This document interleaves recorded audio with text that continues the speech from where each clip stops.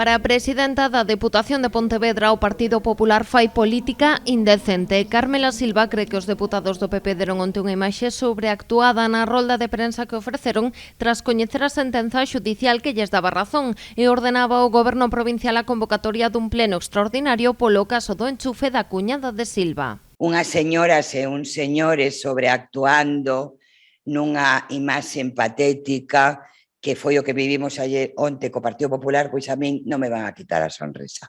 Así que abandonen toda a posibilidade de que a presidenta da Deputación vaya a facer caso de un modo tan indecente de facer política.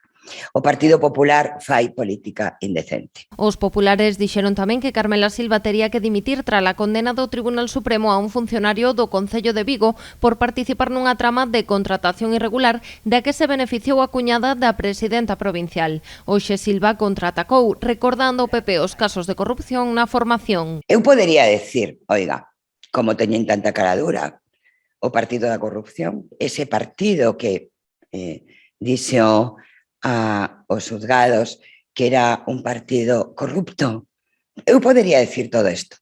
Podería voltar a repetir que esta presidenta é intachable. A presidenta provincial apuntou que tras coñecer a sentenza o pleno foi convocado pro venres 27 de maio. Aínda así, asegura, non comparte o pronunciamento xudicial. Eu non comparto a súa sentencia, pero admito, porque eu sí que son unha demócrata, e nin siquiera critico, non compartíndoa.